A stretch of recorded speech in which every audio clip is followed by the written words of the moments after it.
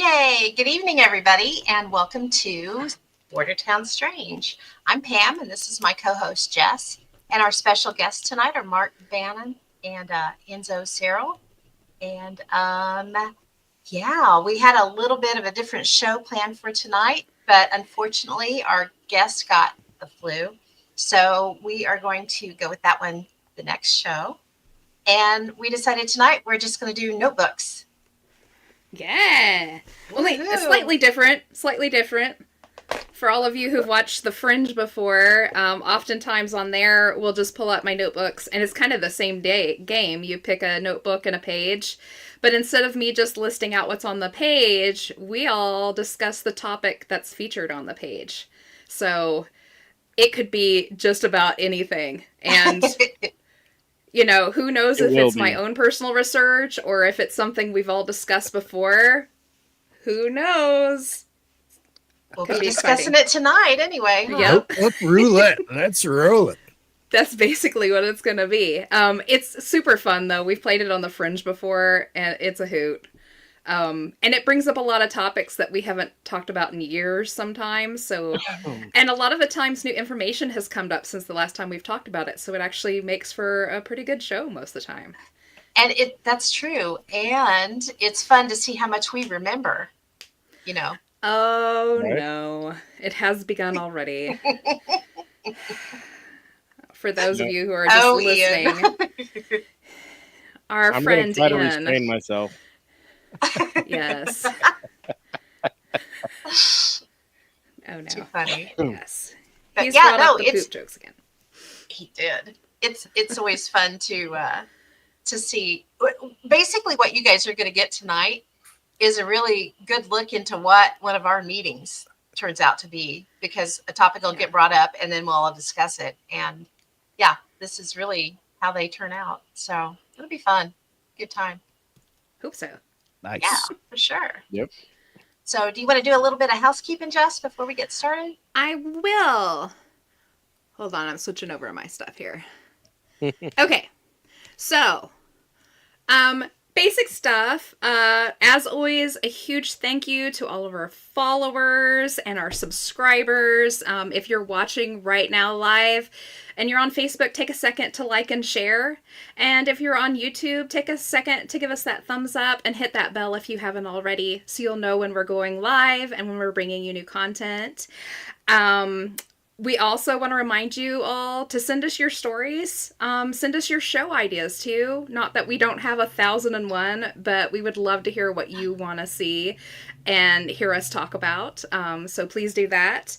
And also, I'll reiterate again, we have not actually canceled out the show that was supposed to be tonight with our friend Robert. It's just going to be bumped to Jason Roberts. It'll be bumped to our next show, which will be March 12th. So make sure to check that. He was really sad that he couldn't be here. This book that we're going to be talking about is amazing. It's basically Skinwalker Ranch in Oklahoma. So that right there should pique your interest. We're not going to give you any more than that because you need to come and watch in 2 weeks when Jason is on with us. Anywho, usually right now we would move on to the Word of the Week segment, but we're going to push that back also because what we had set up was really going to apply to this book. Hi, Ken.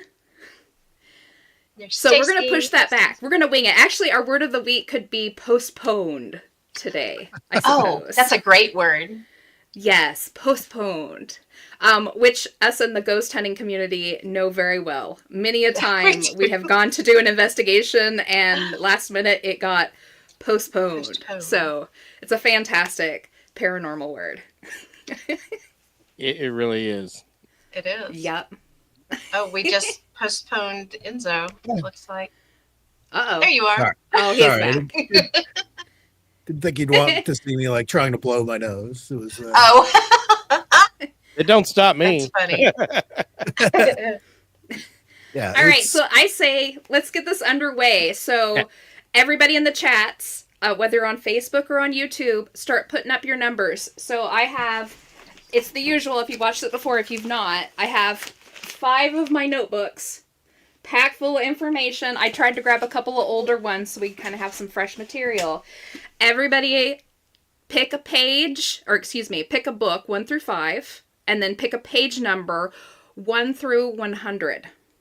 Somewhere around in there, any number you want, and we will pick the topic off that page, and that's what we'll run with. All right? So while we're waiting for those numbers to come up, why doesn't Enzo pick one to get us started with, since he's one of our guests? There we Let's go with notebook number 2, page 77. 77. Nice. Coming up. Let me Green. put my glasses on so I can see the page numbers. Okay. Got some numbers coming in. Mm. Great. I need to add that to my soundboard. You do. I think Enzo has it. Jeopardy. Yeah.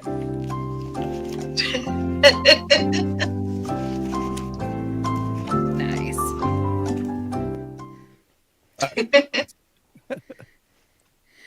Okay. What is this on?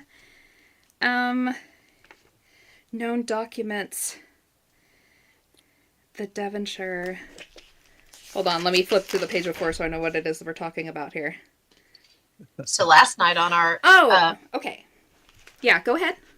I was just going to say last night on our Amok podcast, we had all kinds of technical difficulties, and I'm really glad to see Ken in the chat because I think his laptop bit the dust last night. Oh no. So yeah, No. my mic was out, his laptop bit the dust, so it was quite the eventful evening. Sweet. So this Right. page is on the Devil's Footprints. I think we talked about this on a previous show. It's been a while. I think it popped up on one of the notebook games. So the Devil's Footprints, excuse me, it happened in the South Devon, England area back in 1855. And what it was after a huge heavy snowfall, the townspeople in the area woke up to find a single line of tracks that happened to look like hooves. Cloven hooves. And it Yep. followed for over 100 miles. And the most interesting thing about the footprints is that they never broke track. They literally climbed over houses and up and down hills, and it even hit a spot where it hit a wall, and it entered a little tiny pipe that was used to irrigate the water out. And there was a footprint inside the pipe, and it continued on the other side as if it had suddenly, like, the body had shrunk and gone all the way through, and then continued on. And it went for over 100 miles. And it's Very actually, strange. yeah, it was in all the newspapers and stuff over there. So that's what's on that. So what do we want to say Great about one. that? Because there's pictures and stuff of like reenactment type things where you can actually see the tracks going through the snow, like it went up a wall across the top of someone's roof and then the other side, just Yeah. going in a straight line like that. And didn't some of that like kind of grow into like the Spring Heel Jack story? I think it Yeah. all kind of, yeah. It got kind It of all blended kind of together. just, yeah, it blended. Well, it went for such a long, that many miles in England is a long way. For us, Yeah. it's not that long. Ian said nobody picked a page above 75 yet. We've been This was conditioned. 77. This is what I think. Yeah. Yeah. Yeah, so it's a kind of a short distance to us when you think about it, but over in England, that's a good area 100 miles, that it yeah. traversed. And what year was So it- that? 1855. It happened overnight, the night of the 8th, and into the morning of the 9th is where it tracked. I'm trying to Yeah. remember. Ken said PC will slowly revive. I'm on my phone tonight. Thanks for your condolences. Oh, We feel your pain, no. bud. Aw.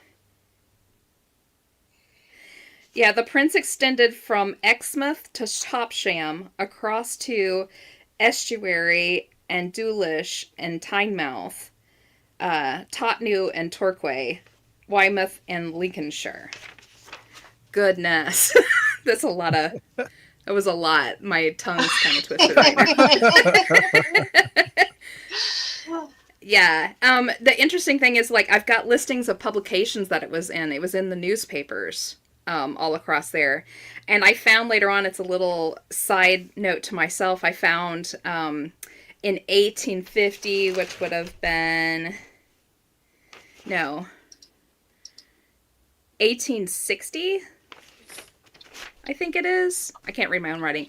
A collection of papers belonging to Reverend H.T. Ellacombe, the vicar of Clyst St. George, had written these papers, which included letters addressed to the vicar from his friends, among them the Reverend G.M. Musgrove, the vicar of Whitcomb Raleigh, which was the draft of a letter to be illustrated to the Illustrated London News, marked not for publication, and several tracings of the hoof prints. So he was basically like sending information out to the other vicars, which would make sense, because if you found hoof prints going through your little village, who would be concerned? The vicars would. Absolutely. It kind of makes me think, in the movie Labyrinth, where they've got the staircases that are all the different ways, and he walks around them and hops up and defies gravity completely. Like That's what it an reminds Escher me painting where it's all the MC Escher. Yeah, it's incredible. It's well documented. If y'all at home are interested in that, take a look at it some more. There's some, way more than what I can show you here, but it's a really interesting case. It's pretty fascinating. It's a great story. I love that. That's a Ian good one. Ian said many mistakes with a laugh. Oh, honey, you're just hold on, because we have yet to make mistakes. The night is young. We'll get to that. I have not yet begun to defile the names. Words are hard. And we haven't even seen the vehicle yet, so Okay, I think we should move on. What's next? Next is Notebook 2, page 41. All right. For Ginger.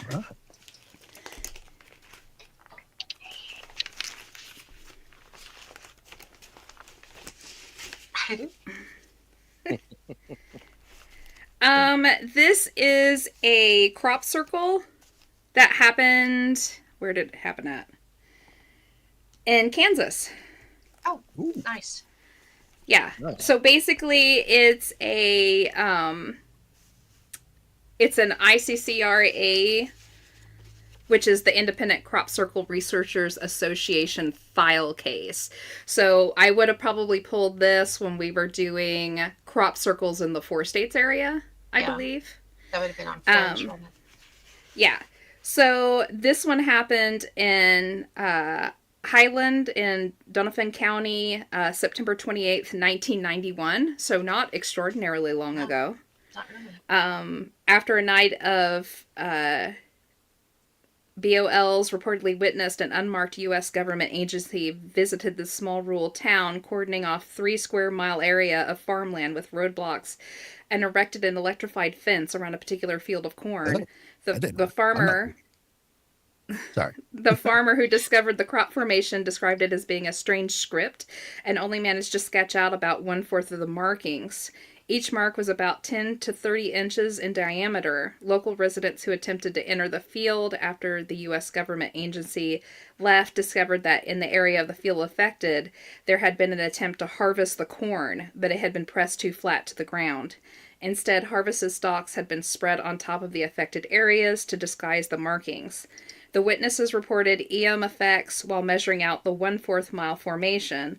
Another researcher investigating the above claims reported that the cordoning of the field was possibly related to a mass murder investigation of Marvin Irvin and could not find evidence to show that the formation actually existed. So that's what's on that page.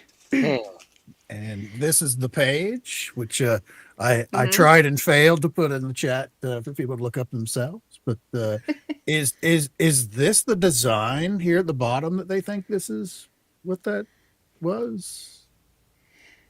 What? Oh, at the very bottom? No. Yeah. That's that's a tag that you find on all the pages that have the listings. So there's the photo in the middle. Cool. Okay.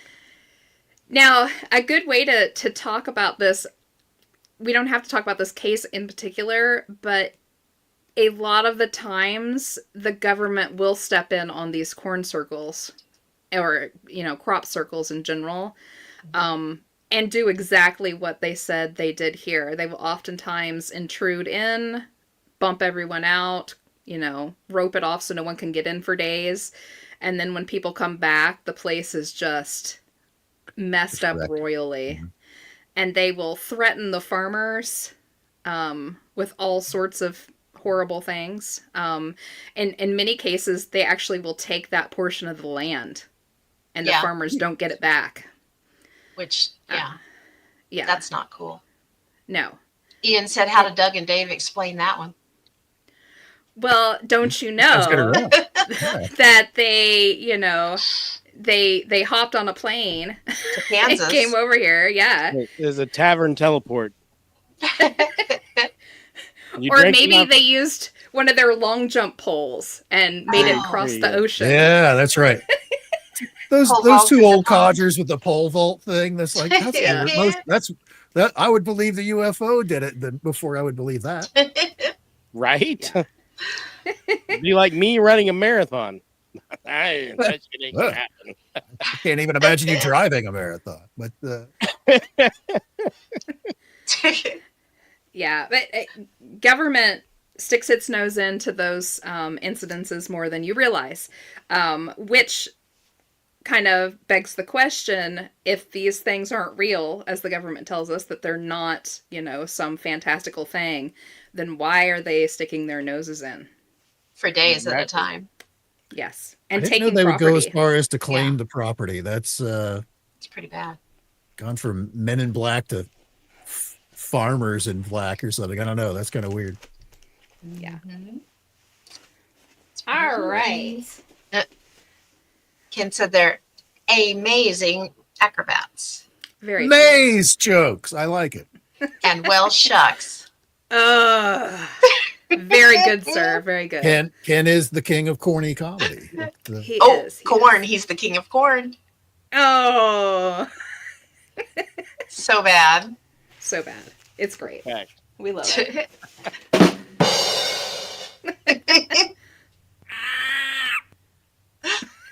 Nice. The next one is Chris with book 3, page 75. Okay.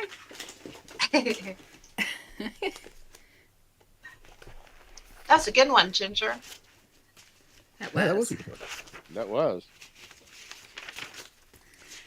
All right. 74. There's been a lot of really pretty fascinating crop circles here in the States too. You hear a lot of them in the UK, but there's quite a few over here too. And honestly, I didn't even realize that kind of stuff was happening until I started hanging around with you guys in the US. I'd always hear about it in the UK, is where you always hear about it. It's like, wait, that happens here too? Mm-hmm. Yeah. In fact, when we went to Ray County Museum over in Missouri, we went through a little town, and I can't remember the name of the town now. But we were like, we know this name. Why do we know it? Then we were both like, oh, this is where that crop circle was. The growing circle. The one that grew. It continued to get bigger. Yeah. After they discovered it. And the way it was found was super weird. It wasn't the farmer or the property owner that found it. There was a guy driving his semi-truck. He was a truck driver, just driving through the area. And he had this sudden notion that he had to get off the highway. And he just picked the next road he saw and drove off of it and just went a little ways and stopped. And when he stopped, he was trying to figure out, what's wrong? Why do I feel like I need to stop driving for a while? And he looked in the field beside him, and there it was. Yeah. That's how it was found. Yeah, something bid this truck driver, who wasn't even from our area. He was from way out of state. No. Yeah, and he can't remember the name of the town. It wasn't it the same. There's another town in Texas or somewhere with the same name. Can't remember what it was though. Let me see if I've got my. Really fascinating. And then when we were driving through, we understood because we just basically there was a highway cut through just miles of cornfields. Yeah. Yes, Ken. It was Western Mo. Can't remember the name of the town though. Hold on, I found my crop circle one. There's I'll been some find it. really fascinating ones while you're looking. I know that Okay. there's one that we talked about that ended up being inside of a cave, and I think that was up in the Pacific Northwest. That was. Mhm. That was. Crop circle inside of a cave. Yes, it was Yeah. in the, In the sand. yeah, in the was sand a- in a cave. Oh, Mhm. weird. Yeah. Yeah. They've been everywhere. They found them underwater before. Huh. Yep. It's kind of curious. It is, isn't it? Delphine, Reed. No, that's not it. Odessa. Odessa, Whoa. Odessa, Texas. Yeah. Odessa, No, Missouri. Odessa, Missouri. Yeah. Yeah. The growing formation, originally 50 feet across, over the course of several days, it grew and mutated in shape until it was 125 feet across with a 75-foot rectangular pathway. A second area shaped like a mushroom was then discovered in the same field nearby. The discoverer of the circle was a driver who felt the sudden urge to go out of their way and drive to the location. Yeah, that was a super interesting case. So, and it was in sugarcane, which is harder to lay down. So that in itself was interesting. I forgot And about another that. interesting about that formation, it had a whole bunch of firsts in it. Inside the formation, they found one sprig of sugarcane still standing up. And when they went to it, it's because it had a little tiny hummingbird's nest on it. Yes. And the eggs inside were completely fine. Heard that story. Yeah. Yeah. Wow. Yeah. Not wild. And that's actually, I've heard that before in several other cases where they've Yeah. gone around a rabbit's nest or Mm-hmm. what have you. Yeah. Wow. Which is Super really, interesting one. yeah, really cool. Yeah. Alrighty. Okay, so the next page that was picked, this is actually, it's a case sample that I found, which I think is a case of a Fresno nightcrawler, but it hasn't been counted as one. Cool. Yeah. So it says, one night I was driving home at 2 a.m. and this tiny little white creature, probably as tall as a Pringles can, though maybe a bit smaller, walked across the road in front of my car. I couldn't believe what I saw, so I called my then boyfriend and frantically described the creature. He told me that it sounded like a Fresno nightcrawler, and when I got home I looked it up, and that's exactly what it looked like. I'd never heard about them before. I do not live in California, not even close. I still have no clue what it was. Some more details about what I saw, because I hadn't thought about this in a while, but now it's coming back to me. The bottom of its legs ended in what looked like flowy bits or ribbons, and it was almost translucent. I could almost see the road through the creature. It walked at kind of a jaunty pace, just like a person might walk. And that's the end of it, and I have no notes on where this came from. It was like an anonymous post, but it was outside of California, so we have what I think is another nightcrawler. It's a baby. Yeah. It's a And it wasn't Size of a it wasn't Pringles on a can. video. Yeah. It wasn't on a video, which is Finally amazing. a measuring unit I can use, but Yeah. Yeah, so, Pringles sound good. and, but That's for pretty people that are unfamiliar with the Fresno Nightcrawler, it's basically like just a walking pair of legs. It is. Let me see if That, I can find a picture of one. I have one that I pulled up, which is a frame Oh, from do you? one of the videos Oh, I missed it. Sorry. Yeah. where there's been a couple of background backyard kind of security cam kind of things that have caught a couple of these over the years, where it just looks like a pair of legs walking along. They go clear up without a almost to the torso. neck. Yeah. Yeah. Yeah. Okay. Here, I pulled Very up creepy. some information on it. The Fresno Nightcrawler, also known as the Fresno Alien, is a cryptid that has made 4 notable appearances, 2 of them in California, one in Fresno, and the other in Yosemite National Park. In both sightings, it has only been seen in video footage. A man in Poland has also claimed to have seen the creature. There has been another sighting in Billings, Montana, on April 25th, 2020. yeah, the first sighting of the Fresno Nightcrawler happened in Fresno, California by a man named Jose. Jose had a surveillance camera watching his front lawn and looked at the camera when he heard the dogs barking. After being woken up by the barking dogs, he observed the Nightcrawlers on his front lawn through CCTV. He woke his brother up to rewatch the footage. And afterwards, his brother claimed to have seen small footprints outside. But by the time the investigators made it to the site, all evidence had washed away. There's also another one called the Mount Carmel, or the Carmel creature, which is basically another Nightcrawler. It's just what the locals had named theirs. But Yep. yeah, it's like gooey white pants walking Yeah. by. It's Yeah. weird. They're like- isn't it? Really creepy. They're super cute, though. They're kind They of are. cute. Yeah, they're when I pulled up, I was looking for that They picture. look like There's something off the stuffed Muppet animals all over the place. Oh, You can yeah. tell. Yes. There's tons Yeah. of animations on them, all kinds of stuff. Mhm. Pretty Yeah. cute. I want to back up a little bit to the crop circles because Okay. Ian put up a comment. Sound vibrations, frequencies create specific shapes in sand, and he said he forgot the name for the term, and Mark jumped in with cymatics, which yes, There you that's what it is. But yeah, that's something that we had kicked around too. But there's so many other things that play into it. Mhm. That just isn't, it gets discounted pretty quickly. But it's really good. Some of them Yes. are those shapes, and I can't. Cymatics is the study of that. There are I can't remember the name either. you find them on temple walls all over the world. Yeah. So people have encountered these in the past. And some of those shapes have indeed showed up in crop circles. They have. So,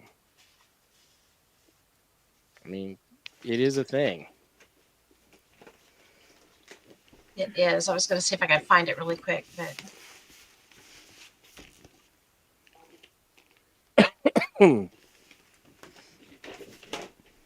So,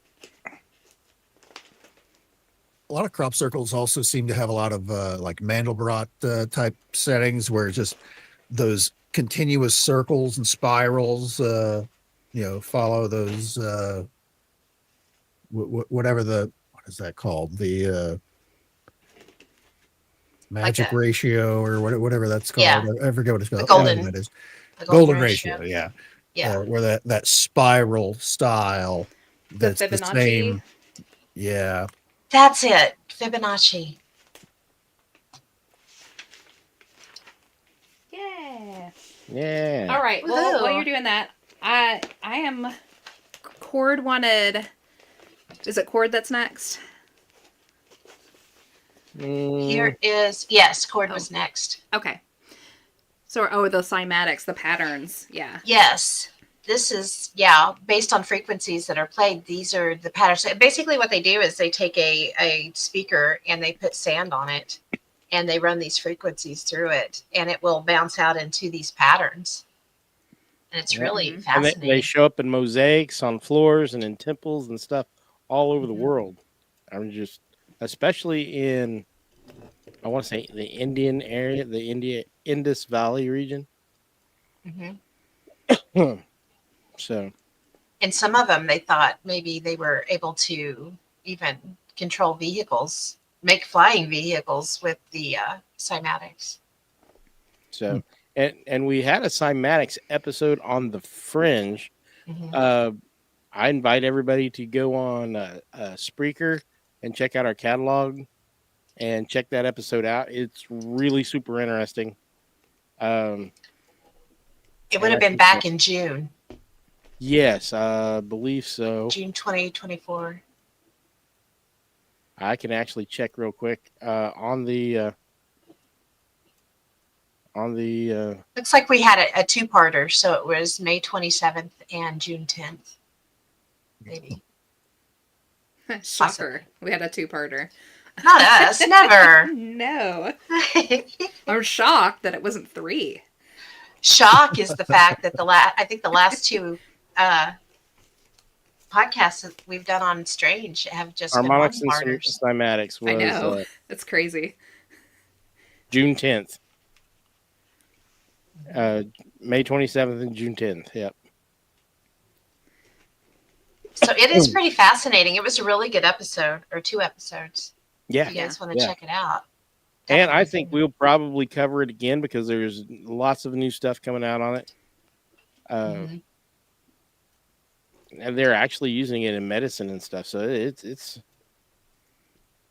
See what Ken said. He said, not a number, but a comment. My thought for today regarding red-eyed ghosts, apparitions, squatch, and aliens. Obviously, spirits can see in the dark. Maybe their eyes are red because they have infrared lenses, and that's why we see them, and why many confuse them with demons. Interesting thought. That is an interesting maybe thought. so. Yep. Maybe it's just government spies wearing night vision goggles. Maybe. Maybe. All right, let's see here. Oh, what are we saying here? There's a One crop more. circle Ian in said the there was- early. Go ahead. Go for it. There was a crop circle in the early 90s that was a perfect illustration of a Mandelbrot set that appeared roughly 20 miles from Oxford University, where the Mandelbrot set was posted. Yeah, I've seen that. That's cool. Yeah. Crop circles are so incredibly interesting. I mean, minus the ones that are obviously been done by people, and now they have actual crop circle artists that do them for fun, but yeah. Super interesting. All right. It's time for Cord. Book 1, page 1, Cord. Okay, Cord. So, this one is on the Forbidden Artifacts pages that we were doing. This one is on the Scattered Tribes of Israel. So, this one talks about in 1889, the Mound Survey Project discovered a stone and a burial mound in eastern Tennessee, of which is inscribed ancient Hebrew lettering known as the Bat Creek Stone. Experts have identified its letters as being Paleo-Hebrew, dating from the 1st or 2nd century AD. Some of the letters spell out for Judea. An abridged version of the Ten Commandments was found carved into the flat face of a large boulder resting on the side of Hidden Mountain near Las Lunas, New Mexico. Known as the Las Lunas inscription, its language is Hebrew, and the script is Old Hebrew alphabet with a few Greek letters mixed into it. Which is actually fairly common in old documents like that. Yes. In June 1860, David Wyrick found an artifact on the general shape of a keystone near Newark, Ohio, that is covered in 4 ancient Hebrew inscriptions, translated as Holy of Holies, King of the Earth, the Law of God, and the Word of God. In November of that same year, Wyrick found an inscribed stone in a burial mound about 10 miles south of Newark, Ohio. The stone is inscribed on all sides with a condensed version of the Ten Commandments, or the Decalogue, in a peculiar form of post-exilic square Hebrew letters. A robed and bearded figure on the front is identified as Moses in letters fanning over his head. So this is getting deep into the forbidden histories of the Americas and beyond. We did like a 3-part series, I think, on that one. And we still didn't get to do all the ones we wanted to And do. there's plans for more. I intend to get back to that this year. I have a stack of books. Not quite as tall as Cord, but I got a stack of books that I've got to get through before we do it. I don't know. Yeah. Cord's getting pretty tall. I saw him today. Oh, wow. Kid's growing like a weed. Stop He watering him. is. But yeah, that stuff is all over the place. We have stuff near us. They found a carving in a rock of an ibis bull, which is an Egyptian artifact, in the river just outside of Tulsa, Oklahoma. What? So Yeah, in the Arkansas River. That's a big old rock. Yeah. Wow. Happened back in the late 90s. And the gentleman who found it shipped it off to the local university to have it looked at, and he called up after a while wondering how it had gone, and they were like, "Oh, it was nothing. We threw it away." Yeah. The Smithsonian was involved. Dun Looks dun like it. dun. Yeah. Hey, I got that.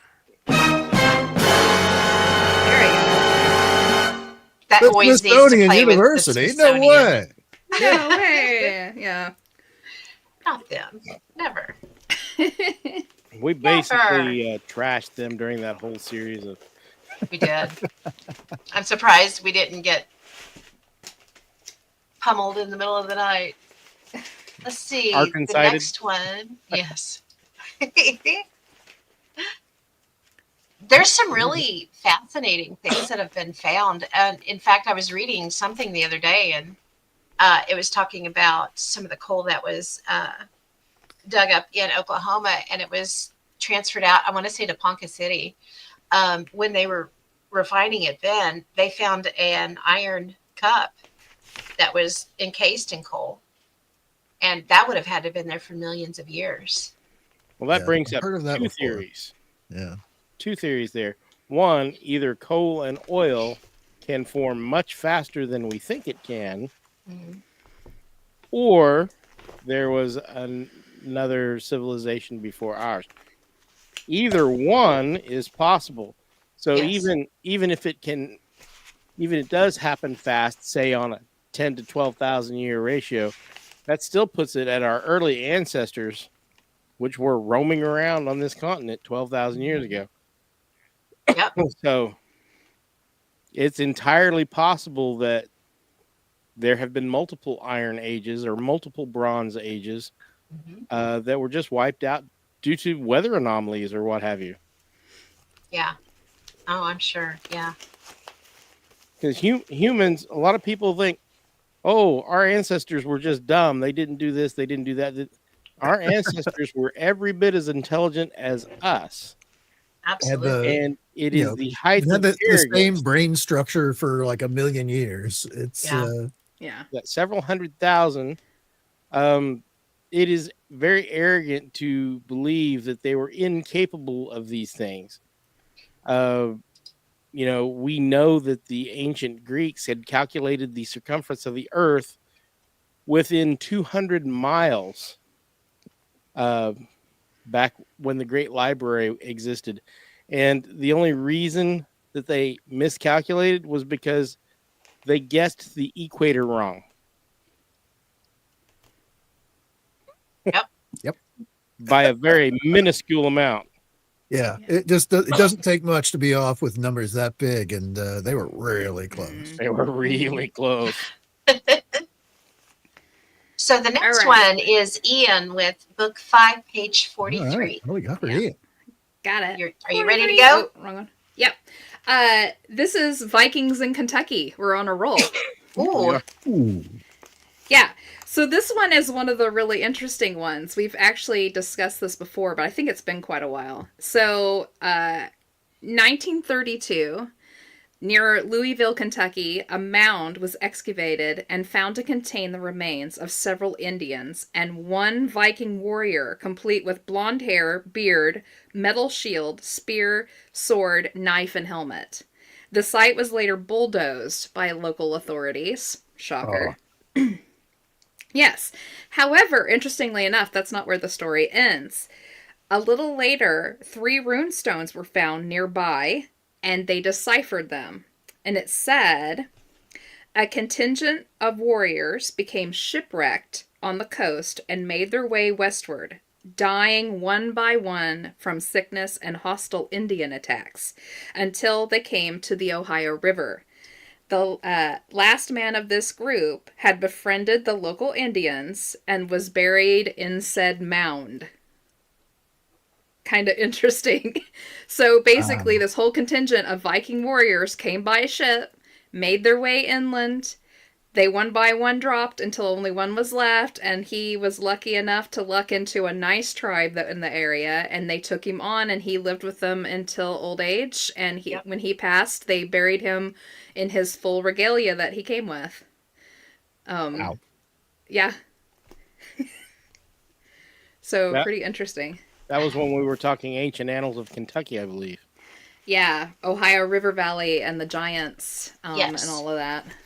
And there have been more than one giant grave found in the United States, and they're made off limits, and you're not allowed to dig in them.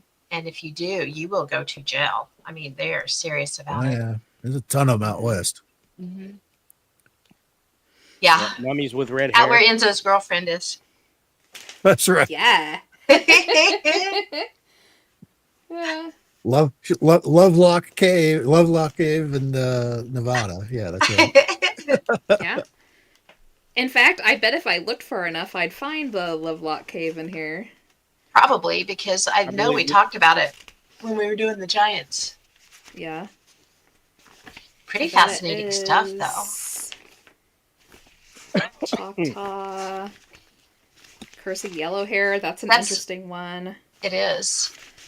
And when it comes to the Vikings, that's about the time we talked about the Kensington runestone too, wasn't it? Yeah. Yeah, Ah, the there it is. the Vikings were everywhere back in the day. I mean, honestly, that's where Christopher Columbus got the maps that told him that there was something else out on the other side of the Atlantic was from the Vikings. They were fairly secretive about some of their stuff. Well, it was mostly because of where some of their outposts were at, like up in northeastern Canada and stuff like that. They didn't want him snooping around there. But yeah, there's other stuff. Yeah. You can go over there, I guess. I've got a book I recommend our listeners to read. Maps of the Ancient Sea Kings. It's quite interesting. Oh, cool. An interesting book. Yep. Well, and if you think about, I mean, if you look at the Viking ships, they were seaworthy, but they were small enough they could get them up those channels and up those rivers, inland. Right. Hundreds of And miles. so, yeah, they were way, Arkansas River. There's yes, Mm-hmm. they were Evidence. much. And Yeah. expert navigators too. Yes. What was they had a special name for it was a Sunstone. type, the sunstone. That's right, where you could actually navigate during cloudy days and stuff like that without having an actual, like, well, modern day would be like a sextant. Well, I say modern day. Modern day would just pull out your phone with the GPS on it. But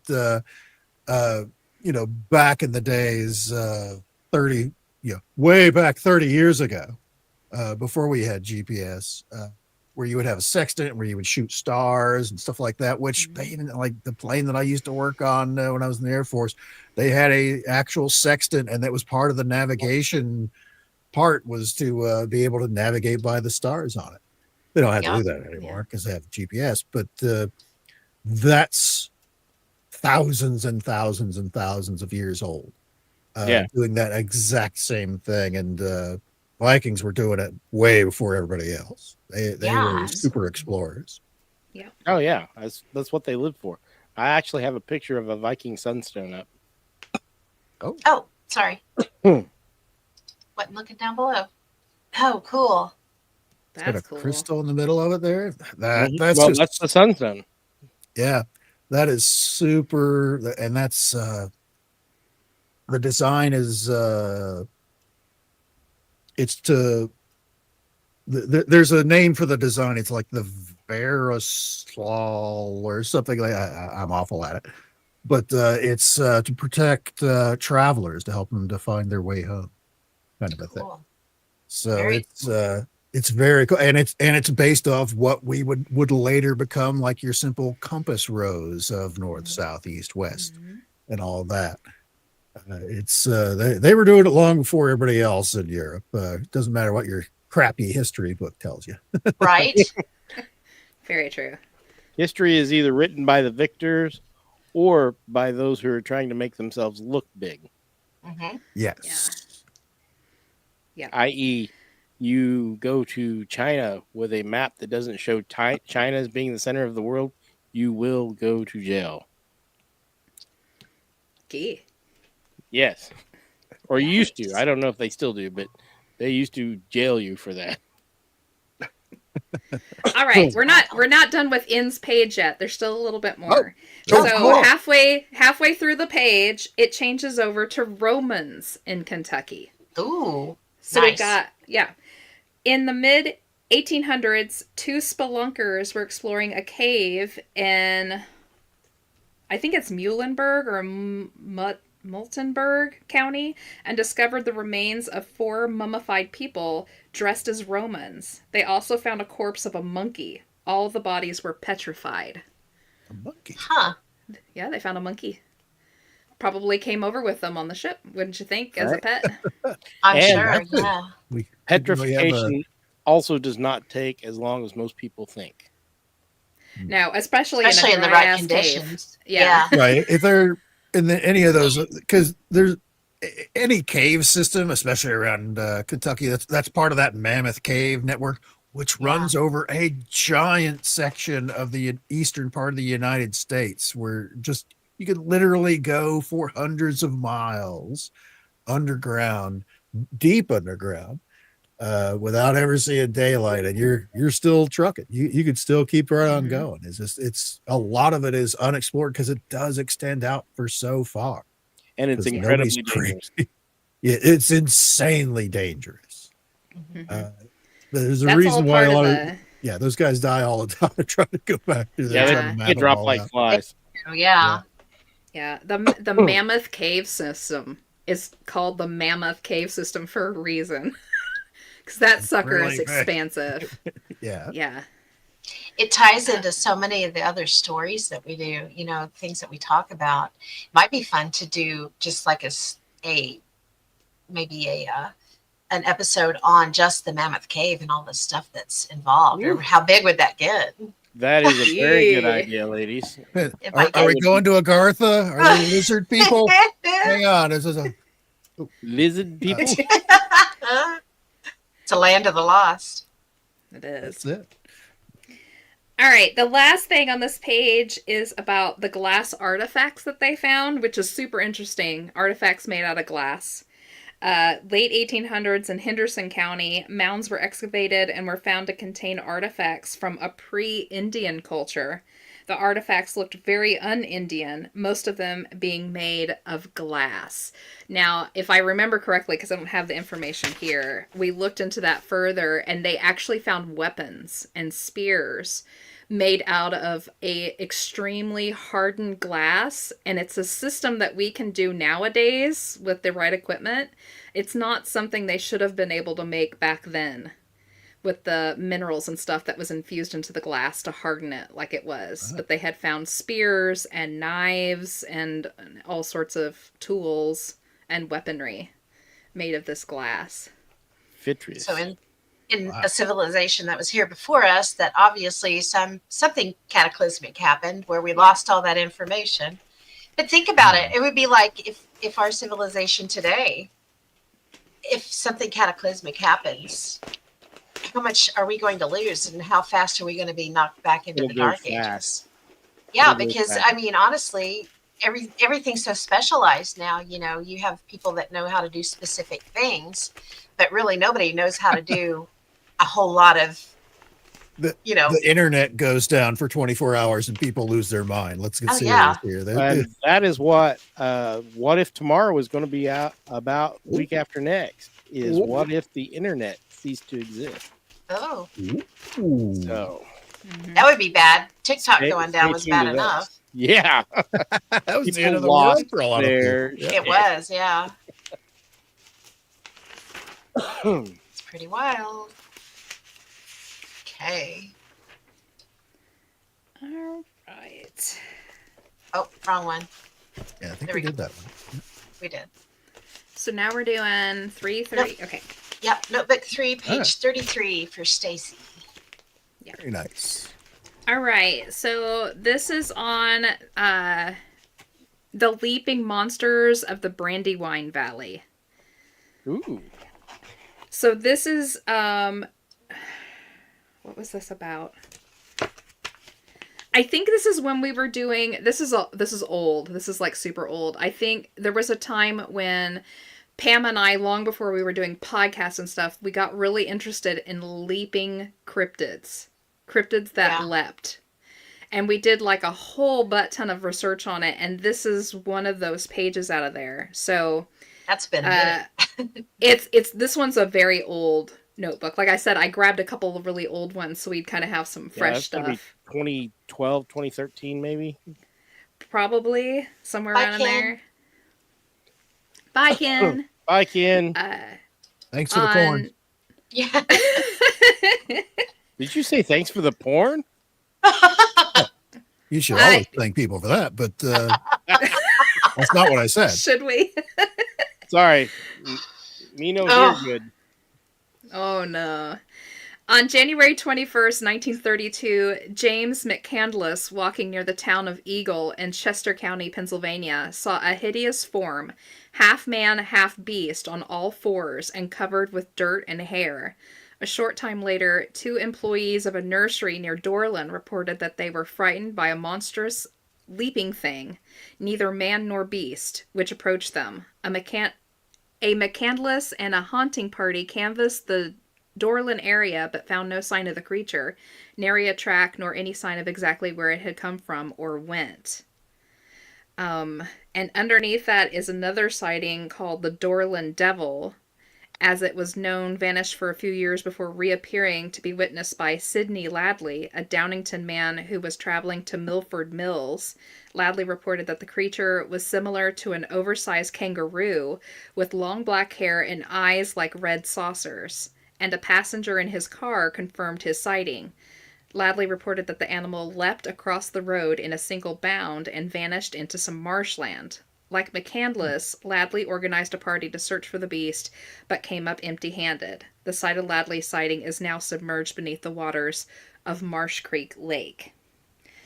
And then you turn the page and there's more leaping creatures. Leaping lizards. I I'm think pretty this extended from Pam's original sighting Yeah. of the peach monster and how far it leapt.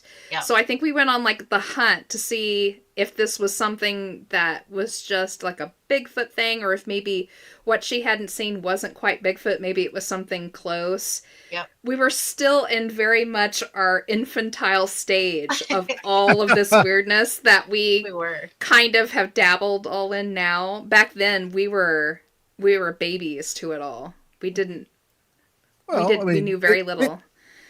That's the evolution of it, though. But you were on the Yeah. right track, I feel. Because, I mean, Yeah. Pam, did you want to retell the original story that you Oh. witnessed? Yeah, absolutely. So I was in high school and it was 1987. And at the time, me and 3 of my friends, we worked at Copco, which is an offset printing company. And we did the inserts. They printed newspapers and then printed the inserts for those newspapers. And we would put the inserts for the ads for different businesses around town inside of those. And we did this at night. So our lunch was actually midnight. And in town, out west of town, where a lot of strangeness happens in the area, that's where we would all party basically on the weekends. And it was summertime. So during our lunch hour, we thought it'd be cool to go out in the sandhills to this one place where everybody went to see who all was out there. And so we left work and none of us were drinking or anything. And we are headed out. We crossed the river. And as you cross the river, you go over the bridge and then around a little bit of a curve. And as we went around this curve, there was this thing standing right in the middle of the road on the lines in the center. And my friend Shelly was driving and I was in the front passenger seat. And she hits the brakes and we both start screaming because we see this thing and it turns and looks at us really fast. And then it immediately just bends its legs. Yeah. And just jumps. And it cleared the Guardrail. what are they called? Guardrail. Thank you. Cleared the guardrail, it had to have cleared the big boulders and things that went down to the river too. And we went out later and looked just a few years ago, and the guys estimated it's probably about a 30-foot drop down to where the river is. Yeah, it's a steep embankment past that guardrail. So Yeah, it goes Yeah, down we've fast. taken Enzo out there too to see it. yeah, I've seen But- it. I've seen the spot. So Yeah, it was crazy. And this thing, we called it the peach monster because what we assume it was covered in like gray hair. So more than likely it was a Bigfoot. But Shelly, she drove a little Toyota Celica actually, and it had these really crappy headlights on it. And so we think the headlights, the way that they hit the gray fur, it probably made it a peach color. So we called it the peach monster forever. Everybody thought we were nuts. But this thing jumped, and that was the thing that really stood out about it, is the fact that it jumped and it just cleared that guardrail and everything. And what was interesting was, I don't know, maybe 5 or 6 years ago, Jess put out a call to any weird stories that anybody had heard in the area. And one of her friends came back with, I've got one for you, and it was back in 87. Him and his sister and his sister's boyfriend, they were out near the original Monster Bridge, which we walked down to not too long ago. And you want to tell this part, Jess? Oh, sure. So they went out there to do what we all do, in rural Kansas. They went out to go drink and just hang out at their car on the bridge, and they were hanging out down there by her boyfriend's car, and they started to feel a little unnerved and realized that there was something watching them just about 20 feet in front of them, just down in the ditch off the road, was a Bigfoot, basically. He was like, it was tall and hairy, and he said it just stared at them for a little while, and they started getting really unnerved, got back into the car, was trying to get the boyfriend to leave, and he was like, I'm not going forward, because that's where it is. And he took his foot off the brakes for just a moment. Of course, the car kind of shifted forward just a little bit, and when it did, this thing leapt from the ditch far enough that it hit the tree line, which is saying something if you knew the bridge area down that way. There's a big creek area, and then a little bit of field, and then the tree line. So it cleared all of that. The amazing thing is that he thought it was about 6 foot tall until he thought about it later on and realized, well, wait a minute, it was down in that irrigation ditch. And the irrigation ditch is like 3 feet deep. So if he thought it was like around 6 feet tall, how tall was it really? If it was standing in the ditch. And what we figured out later, well, Jess figured it out when she was talking to him, was more than likely it was very close. He got it within a few months of when I saw what me and my friends saw. So more than likely it was the same thing, or it was with the same group. In the area at that point. Mm-hmm. So, yeah, pretty wild. But that's what, when we were talking about this, it really got us to researching leaping things. And I know that's when we talked a little bit about Spring Hill Jack earlier. That's when we really did a lot of research on Spring Hill Jack as well, to see if it might be something more along the lines of a thing like that. But, I don't know. I'm assuming it's a Bigfoot, and he's just... Yeah, it's definitely a Bigfoot. Well, we know now that, back then, everyone at home, you have to remember, like, we were very new to, we weren't really investigating Bigfoot or aliens. No, we were ghost hunters. We were ghost hunters. Yeah. And so we were They trying to investigated you. Yeah. We were trying to wrap our minds around the concept that maybe something else would leap besides what she saw. Like we were like, oh, well, we found a leaper, so let's find what the leaper is. We assumed it was like this one thing. And of course, we've since, educated ourselves enough to know that all sorts of things leap, and there are all sorts of things to leap, Yeah. Even I'll leap in front of a buffet. True. I'll protect you from that buffet. How did Mark get to the front of the line? I don't know. You did try to leap over that car to catch me that one time. I did. Yeah. My psychic powers failed me. I'm sorry, Tim. So while we're just chit-chatting here, I've been looking, and I don't find any more posts. Everybody, feel free to pick more than one round thing. 2. Yeah, we're at round 2 now. Let's keep going. Roulette. Keep going. Second bite at the apple for this show. Yeah, sure. We have plenty. I'll just throw 6 out. Or we only got 5 notebooks. Yeah, so there are 5 notebooks, and to play the game, just pick a notebook 1 through 5, and then a page number 1 through 100. There's Chelsea with book 2, page 22. Okay. Hi, Chelsea. She was cracking up because we were all showing off. They were showing off their liquor, and I'm like with my little sad water bottle. It's a salute between drunks. That is good This episode stuff. brought to you by Woodford Reserve. Ooh. That is good stuff. So how is the Gunner's bourbon? Oh, Gunner's bourbon's very, very good. Very oddly enough, very woody type flavor. It's very constant throughout the whole thing. You don't get there's not a whole lot of smoke or anything like that, but Gunners is good stuff. Good I'm deal. pretty sure I And that's drank it made all. I don't think locally I in have a bottle Sedan, around Kansas. here. Is Just that home right around boozing the it up? corner from where these folks live, and they Yeah. sponsored me a bottle. It's good stuff. Chelsea said, I wish I could join y'all. Sadly, it's a work night. We're so Aw, sorry. okay. Darn Well, it. here we go, Chelsea. We'll Here's drink your- Join me, for you. Chelsea. That's right. I'm drinking bubbly, so Ooh. yeah. Buble. Yeah, I'm buble. actually drinking Mountain Dew Well, there you go. in the giant Bubba mug. Got your juggo. All right, book 2, page 22 is on the zone of silence in the northern Mexico desert.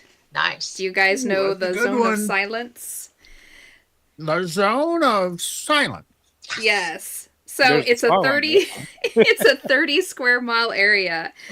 It's an odd area known for its otherworldly claims. Anomalies inside include lost radio signals, electronic equipment going haywire, breaking or going lost, magnetic anomalies, strange lights, and UFOs. I will also add this lies really close to the 37th parallel, so we're dealing with that situation too.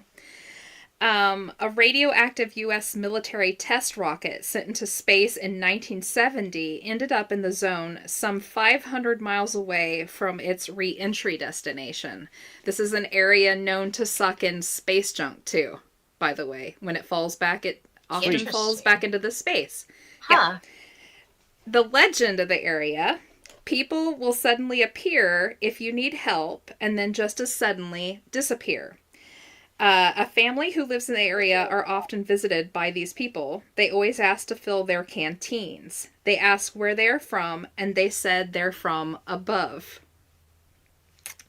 A researcher reported that he got lost and was led back to his camp by 3 similar people, and then they also disappeared.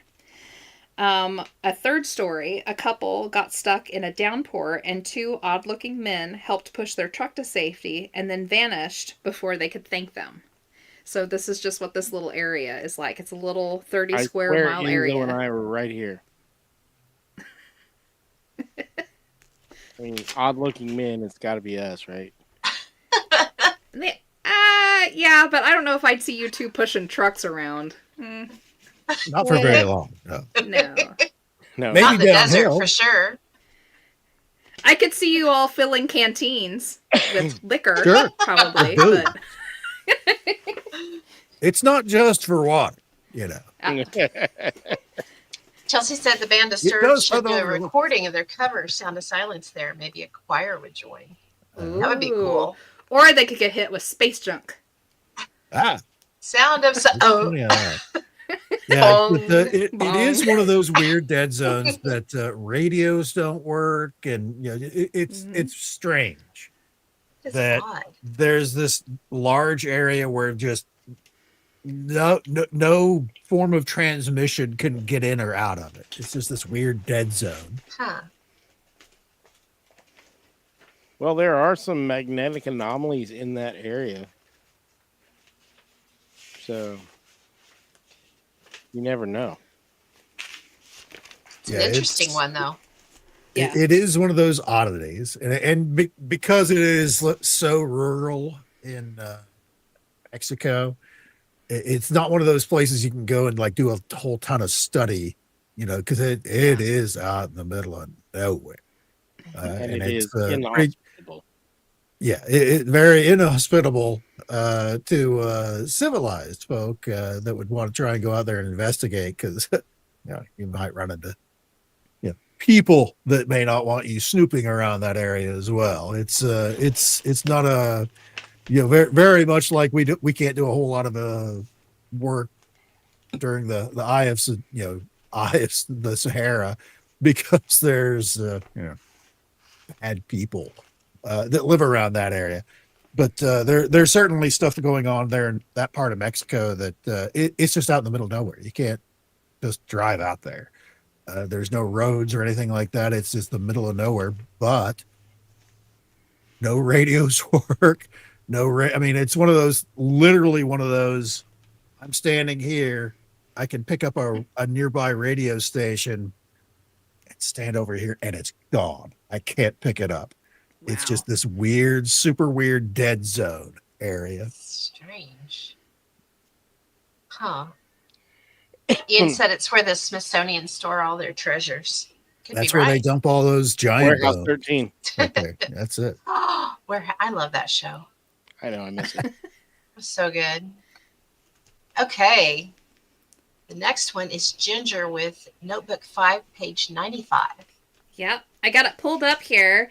Sweet. This is on Gravity Hill in Bartlesville. Oh, nice. Yeah, we've been there. Yeah, I don't think Enzo has, but I've you know, not. if Oh, you've been we to need one to- Gravity Hill, you've been to them all. I've never much. been to a Gravity Hill place. I want to go. Road trip. Next time you're Road down. trip. Yeah. Well, like Bartlesville's Gravity Hill's a little interesting because it's also right beside the Haunted Mansion and the Hanging Tree. So, yay. Threefer. Wow. Yeah. Pretty much, yeah. Yeah. So, Gravity Hill in Bartlesville, it's actually just south of Bartlesville. South of Dewey, isn't it? Or north No, of it's Dewey? south of Bartlesville. Bartlesville. I can't remember the name of the actual road. The locals call it Gap Road. Yeah, it is Gap Road. It's where if you turn to Chelsea, you turn the opposite way. Oh, okay. I'll look it up. I can't remember what it is. Yeah, look it up. Like, if you're from the area, as you're leaving Bartlesville, you're going to get out of Bartlesville proper. You're going to get past all the little, like car dealerships and stuff, and you're going to come up right before the road breaks out. To go double lane to take you down to Tulsa, you're going to take a left right after. I think isn't it like a big equipment dealership? Yeah. Yes, it is now. It used to be like the Elks Club or something like that. Yeah. You take a right there, and that's literally the road. You're going to keep going until you go down a little bit, and you're going to go over a set of railroad tracks. That's where you stop, turn around, take your foot off the gas, and put your car in neutral, and it'll roll uphill. Pam and I have had great fun taking some of our friends' girls and our own kids down there to scare the bejesus out of them. Actually, it was Mark's daughter. We took one time. And Raven. And Abby. Abby was with us. Yeah, we did scare Abby, didn't we? Apparently it's in Greene County, I guess, because it has its own website. Gravity Hill, Bartlesville, Oklahoma, East 0240 Road. Yeah. And it shows the train track. 2400 Road. It's not Greene County, it's in Greene Country. Greene Country.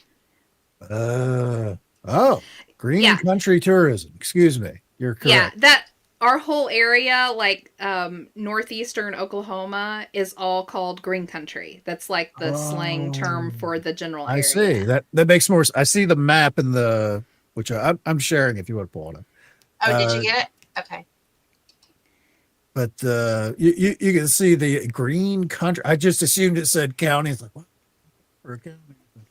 Country. So, while we're looking at the picture, I'll give you guys some of like the hauntings and the stories behind them, because there's lots. We won't go into huge detail, but we can talk about some of them. So the haunting involved with this site, besides, you coasting uphill, inevitably, people have said they've seen dark shapes and shadows running beside their car. And of course, the inevitable, if you put powder on the back end of your car, you'll find little fingerprints as if kids had been pushing you up the hill. People have said they've seen orbs.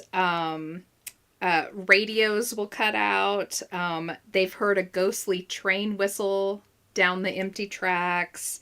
Moaning sounds coming from the trees.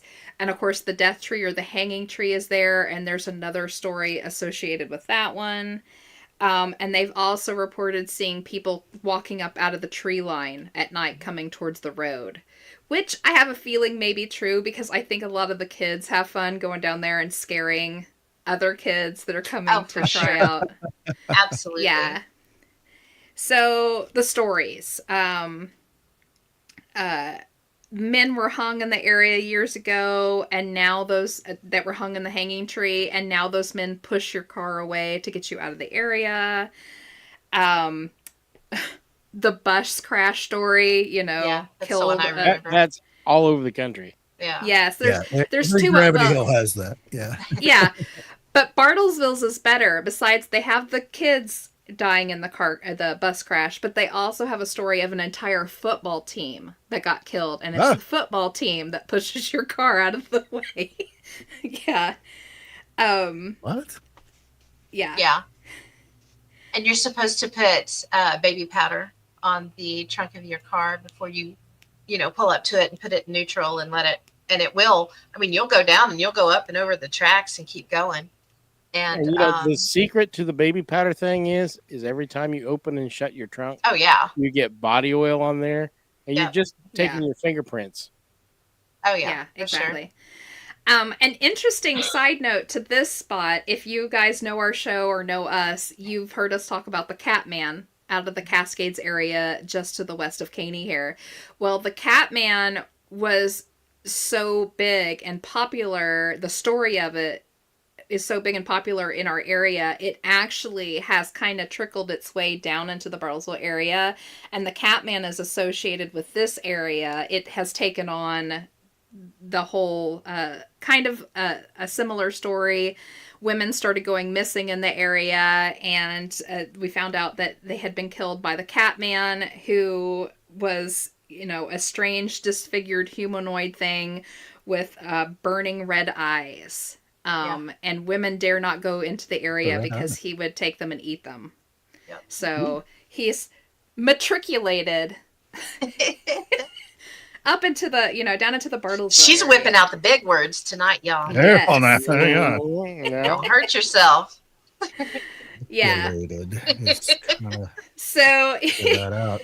if you take that road, so if you take it all the way, go over the railroad tracks, you can turn around there and go up Gravity Hill. But right in between the trade tracks and the next four-way area where the road crosses, on the right-hand side is the hanging tree. And you'll know it when you see it. It looks, if you were going to hang somebody in a raunchy old scary tree, that would be the tree you would do it in. Absolutely. I don't think it was Tree. ever a hanging tree, but it looks scary. And I will say, like Pam and I, the times that we've been down there, we took our meters with us just to Yeah. see.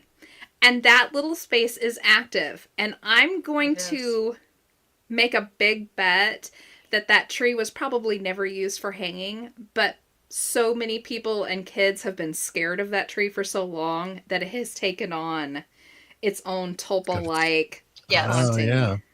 Absolutely. I would agree with that. So, It was really cool because there was like a pretty big sized limb that had fallen, and was laying on the Mhm. ground. And I think it was Sarah that we had taken the meter over it, or did she have rods? I can't remember. But I she can't would walk remember. over it, and I think it was rods because I think they were crossing when she would step over it, and then it would let go when she stepped back. It was really pretty cool. So yeah, there's definitely some type of energy there.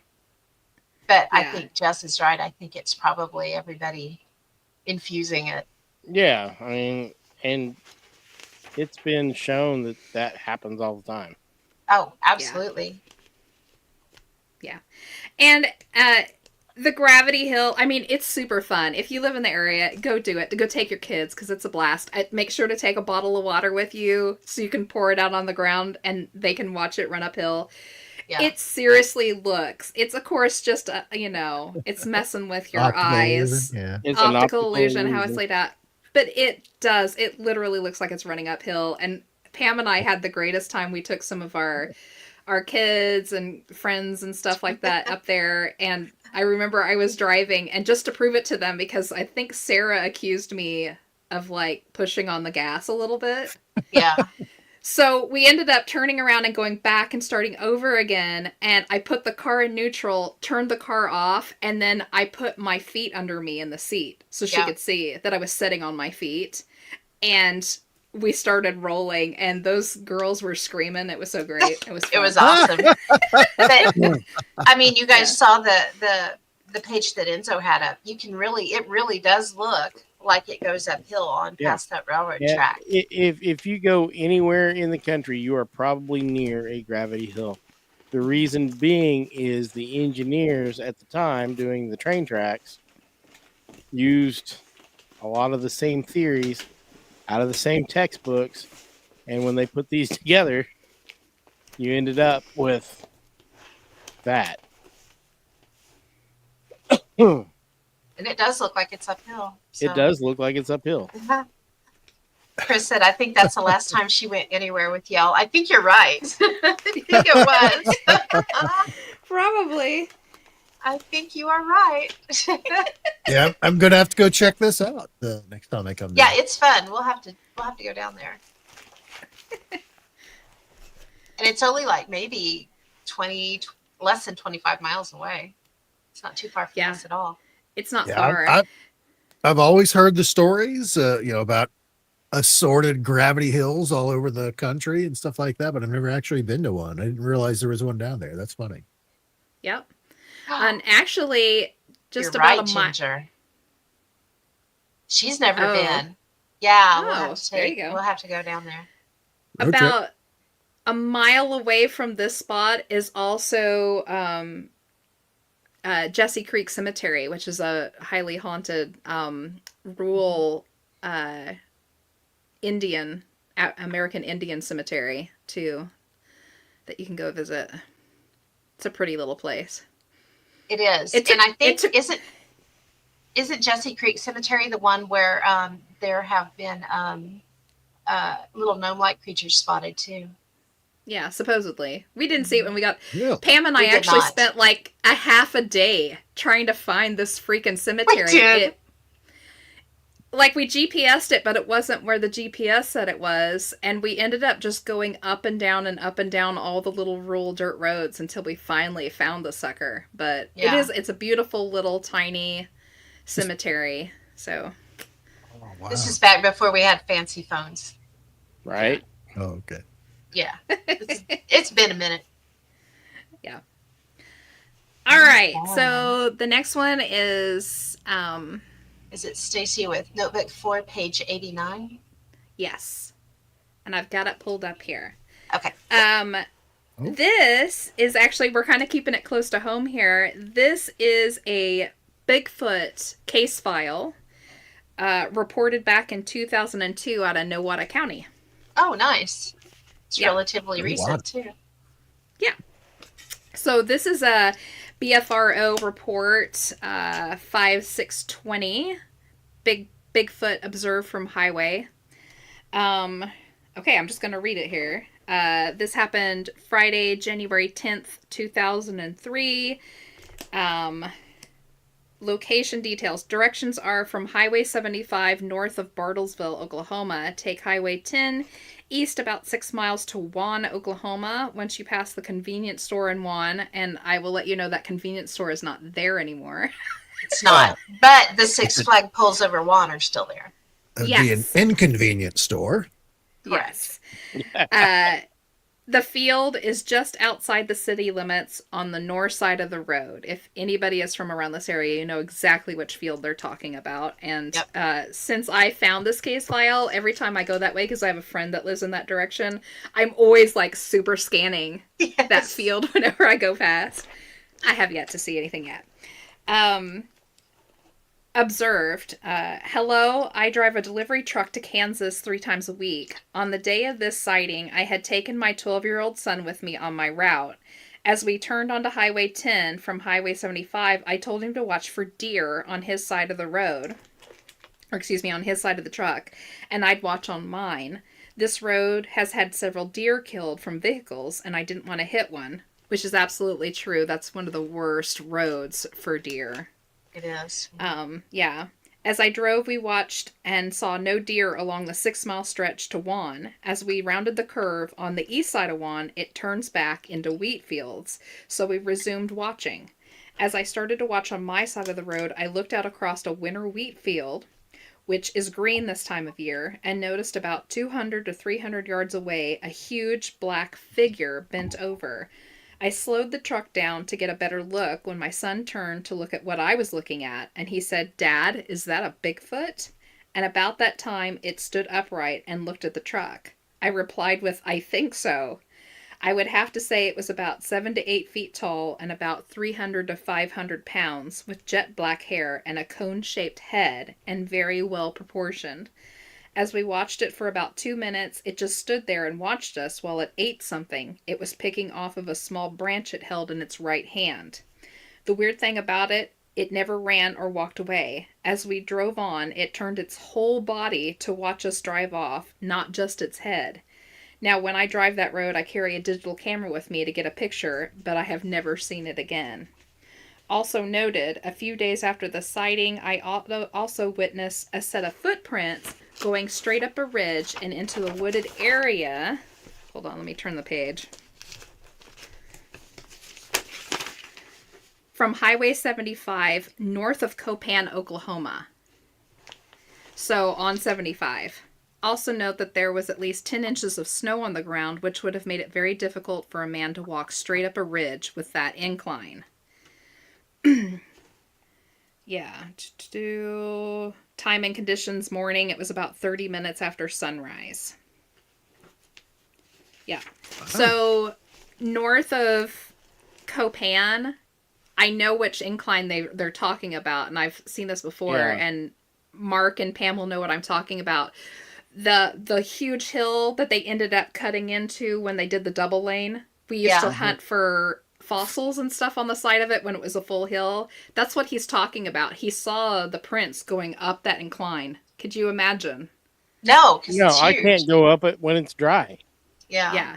I had it pulled 10 up. inches and of I lost snow. it. Yeah. And for reference, this is only like, what, 10, 15 minutes south of where you're at? Yeah, if that. Yeah. Well. Yeah, it's 8 miles. Yeah. Less than Oh, 8 okay. miles, 7 miles. Wow. Yeah. Let me see if I can pull it Yeah. back up. So, Jet black. from all Wow. from everybody who's listening, if you've listened to our show before, you know the area. This area of Juan isn't that far from the Noxie area, so this is Noxie Monster stomping grounds. Oh boy, Noxie. Yes, Noxie Monster.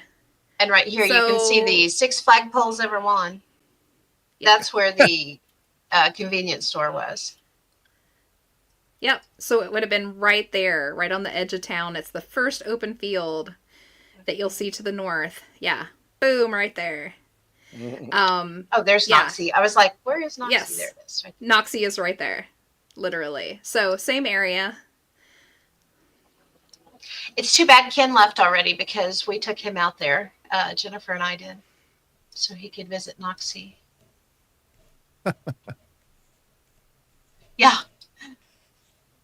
Stacy said, I lived near both of those places 18 years and never saw anything. And most people won't. Yeah. Honestly, most of the time, I'm not even looking. I get to work It's hard all not the to time look, though. and wonder how I got there. Missing time. No, just not Yeah. awake yet. For sure. Just not paying attention. Yeah. Okay, I want to do one. I don't think we have any more right now. So, oh wait, We have no, we Ian's. do. Ian, sorry, Ian. Yeah. Oh, It's there okay. you go. I've got ends pulled up, and then we'll do one for Pam. Ends happens to be stuff on CERN. Oh, And this page is on the We Are Happy at CERN video on YouTube. So, for all of you all who have not heard about all of the conspiracy theories involved with CERN, this information comes from, I did a big, huge CERN conspiracy theory show with Big Willie on UFO Garage podcast, I think. Is when Probably. Willie was filling in maybe, on that, I think. maybe. Yeah, we did a huge show on it, so I actually have my notebook out from that one. So the We Are Happy at CERN video on YouTube, the reason why this was pulled up, CERN at one time was really kind of pushing CERN on the world. They were like, this is big time research, it's very important. They were trying to bolster to make them, like, I guess, more likable and more available to the everyday person. And so they did a music video to the song We Are Happy. I don't know if you guys remember that from, like, it's like the early 2000s, wasn't it, when that song came out? Okay, ready? Yeah. Yeah, So- I've got it ready to play. Okay. I don't know how much of it we can play because Right of... here, on the border between France and Switzerland, is the biggest science experiment ever built. Can you It's hear this huge tunnel, Yeah. over Yeah. 100 meters underground and 27 kilometers long, running under nearby homes and businesses and farms. And inside that tunnel, scientists put a long blue tube, big enough to crawl through. And inside Everyone that fast tube, they forward. put 2 pipes. My God. With thousands of magnets running along it. Well, Now zoom in again. A protein inside that cell. I can't get the music. Protein. It's like- I'll it- dance with it. Go see it. Yeah. So the conspiracy here is CERN is known for throwing little weird tidbits in that don't seem like it belongs in certain places. And within this video, there's a few things that happen. So at the 2:30 mark, if you go and you look at this video on YouTube, there is a scientist in his office holding a sign that says, "We are happy at CERN," and 2 signs around his neck that say Bond number 1 and Mandela. And some have made the connection that the sign that says Bond number 1 is a connection to Barry Nelson, who played James Bond character in the first Bond movie by Ian Fleming, linking it to Nelson Mandela. So now we're going to touch on the Mandela effect. They're implying that these scientists inside are trying to give us clues to what is really going on in CERN. And if you think about it, it is very odd. If you go and you watch the video, it is very strange. It goes from all of these, like, young 20-something-year-old interns dancing around like idiots. It's very poor dancing, by the way. Heads up. If you're going to go watch this video, it's terrible dancing. Burn your eyes out afterwards. But at the 2:30 mark, we go from all these kids, like, dancing in a field and inside CERN and stuff, and all of a sudden, it's just a video of the scientist in his extraordinarily messy office holding all these signs that have all this cryptic information on it. Yeah. So, at 3:28 in the video, there's a game score. There's suddenly, like, a game screen from, like, a video game, and down on the bottom of it, it has a score on it that says 4664. And a lot of people think that this is referring to Nelson Mandela again. His prison number when he went to prison was 46664, which is another Mandela that we had talked about, 46664. Many remember it being 4664. There was a 4664 concert held in South Africa in 2003 and a 4664 Mandela campaign to raise AIDS awareness, because they did a lot of stuff with that number after Mandela got out of prison. Many people who worked on all of those projects for Mandela remember it being 4664, not 46664. So that in itself was supposedly yet another Mandela within a Mandela. Huh. And it goes on. But you'll have to go check that video out. It's terrible. It's terrible but weird all at the same time. Like, I know why people wrapped conspiracy theories up inside of it, because it's just strange. Yeah. Everything involved with CERN is so strange. Ian actually just posted a theory there. Used to know a chap that worked at CERN as a videographer. Was terribly dull. So, Well, if he recorded that video, I'm sure of it, because it's terrible. It may have been dropped on his head. I don't know. yeah. Yeah, I don't know. But go check it out. And don't say I didn't warn you. It's terrible. Fairly warned, for sure. You know, it could have been just the effect of all of those waves hitting his head. Maybe It so. may not be that way now. It may be just because of the electromagnetic. Very, very possible. Okay. Probably So not. Chris I'm just wants- making shit up. Book one, Book one, page 100. page 100. All right. Can That'll do be an that. easy page to find, huh? Kind of. Like, I bumped it up to 100 because I started pulling out some older notebooks that have more in them. So I know that they'll go past 100. So I figured 100 was a safe bet. Yep. This is a missing time story off of Reddit. Cool. Okay. When I was 8 years old, back in the mid-1970s, I was in the Scouts. Me, my sister, and my parents lived in a house in a safe suburban neighborhood just south of Stockholm, Sweden. It was only a 20-minute walk from my house to the Scout group facilities, so I usually walked there or rode my bike. The evening this incident took place, I had walked. An hour and a half later, at 8:30 p.m., I was on my way home. It was mid-October and dark outside at that time of year. I had to pass a large parking lot and a closed gas station, both poorly lit.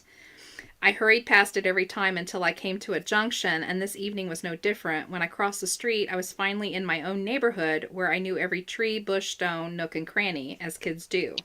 I was walking on the sidewalk along a road leading to a roundabout. Cars were passing by as usual, even though it wasn't much traffic at that hour. And that's when it happened. As I took another normal step forward, it was like the entire world suddenly slowed down and came to a complete stop in just a second.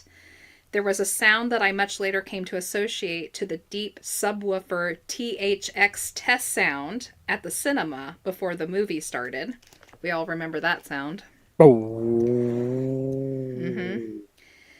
If you know what I mean, I experienced tunnel vision, and it was completely silent. No cars, no people, no movement, no nothing. The entire situation couldn't have lasted for more than 15 or 20 seconds tops. That's a long time if you're stuck and dead quiet. And then it was over just as sudden as it had begun. My left foot, that had been frozen in midair the entire time, hit the ground. It was quite frightening, yet extremely fascinating. First, I was just standing there stunned, and then very cautiously I took a step forward, but nothing happened except my sneakers got wet by stepping into a puddle of water. I suddenly realized that the rain was drizzling down and my clothes and hair were absolutely soaking wet. Only a few seconds before, it had been clear and calm with a night sky and visible stars.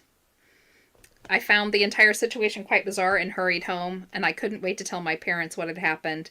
But as soon as I opened the door, I was met with both my parents in a sheer state of panic. They both asked where I had been. I became perplexed and defensive, so I stuttered that I'd been to the Scouts and then came straight home. My mother pointed at the clock on the wall and told me to stop lying. The clock said 9:55. More than an hour had passed since I had left the Scouts. I insisted over and over again that I had walked straight home, and my mother got even more angry. But since I knew I hadn't done anything wrong and yet was unjustly accused of lying, I got really angry too. I think that it caught my parents completely off guard because it was not the reaction they had expected at all. So it's the first time I think I've ever heard of somebody kind of almost getting frozen in time with it. Like he said, he was in mid-step that whole 15, 20 seconds. That's And then when his foot came down, it went from clear and nice to cold and rainy. that is Super weird. strange. Yeah. Yeah. Might have jumped universes. Maybe hit a spot that sent him over or something. I don't know. Dead spot Maybe between so. dimensions, something. Maybe. All Interesting. right. There's so many crazy stories like Yeah. that. The time. That's a wild one. Missing time and Mm-hmm. like that. That's very reminiscent of the Bold Street missing time things. Yeah. Like all the strangeness that happens there. I I would like to know if like there's anything still happening in the Bold Street area, or if it's just so commonplace now people don't report it anymore because it's just what happens, or maybe it's not not that happening at hard to all believe. anymore. Yeah, don't know. if it was something that happened all the time, there'd be a line of TikTokers, I think, Right. trying to document it. Probably. That's You're probably true. right. But there were so many stories, about stepping into the shops and Yeah. being transported back. And then I really like the ones where it was like, was she trying to find baby clothes or something? Something like that. Yeah. She Yeah. had like a baby party or something to go to, and she wanted a gift. Yeah. Yeah. Baby shower. Yeah, I Yeah. remember And the money, Maybe they they're- were like, Oh, she tried to use a credit card, and they didn't understand what it was. that's what it was. That's what Yeah. it was. Yeah. Yeah. It's pretty wild. I was going to say maybe there are a lot of TikTokers showing up there to do it, but they're all just They're disappearing. just vanishing. Yeah. Yeah. Which would make I the world a mean- better place in the long run. So I was I getting guess ready to we say, must that Some might of them, be for a sure. that, That's funny. Alrighty. So let's see. What do you want to do, Pam? Notebook for Oh. page 44. 444. Oh, Shocker. Shocker. Who'da thunk it? Who'da thunk it, for sure. Who has time to think? Not me. That's why I go with 444 all the time. is that your thing? That is my number. Yeah. It pops up extremely often for me. Mine is 747. This is part of the vile vor disease list. This Ooh. is the Mohenjo-Daro, Hmm. or the Mound of the Dead Men. Ooh, cool. A 2500 BCE archaeological site in Pakistan discovered in the 1920s. Established, population of around 40,000. They found thousands of skeletons strewn around the city, seemingly dropped where they were standing. Many believe a catastrophic end occurred due to the fact that the skeletons bore 50 times the normal radiation level. Oh my god, I can't talk. Found artifacts with conditions explained by exposure to high heat. The walls of the structures were vitrified or glass-like, which are seen when walls are subjected to nuclear blasts. Many theorists believe the city was a victim to a nuclear blast sent by an outside race. Ancient Hindu scriptures point to the same. One of the little weird spots. Like ancient Did nuclear you war. have you guys Mhm. seen? I think it was on a Josh Gates of some sort.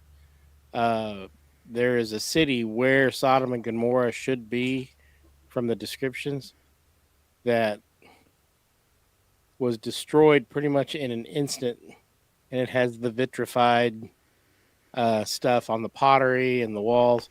Said it was just wiped out. I think it was an airburst, like the event in Siberia. Wow. Yeah, Tunguska. Yep. Interesting.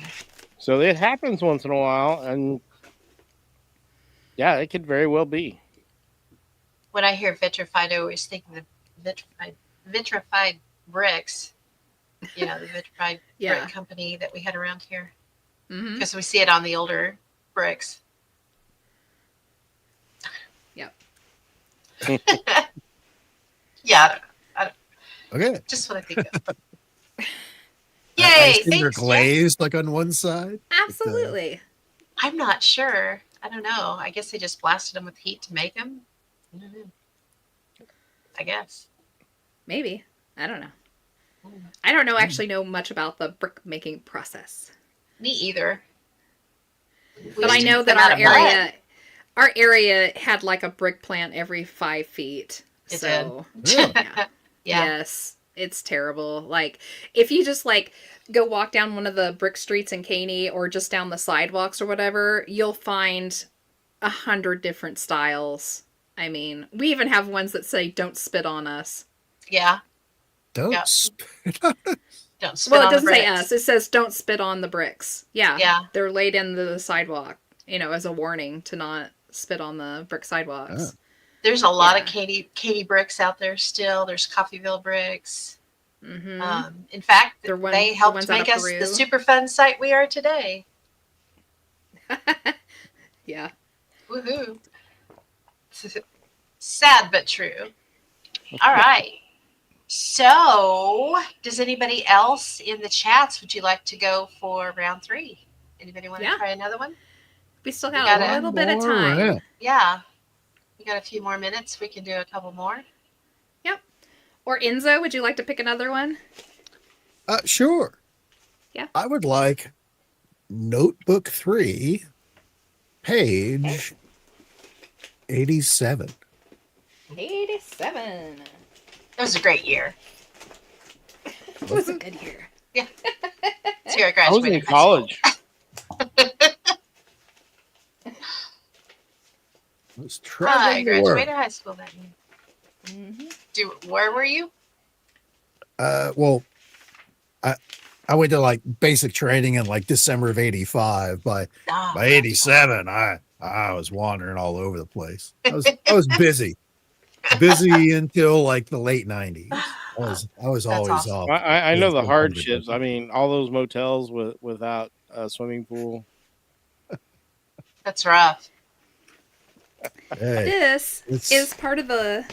I was scared. This is part of the listings for the Mandela effects. oh, Cool.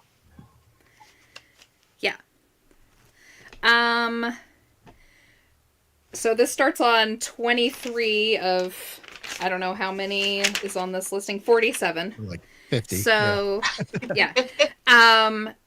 Twilight Zone was by Rod Serling, not Sterling.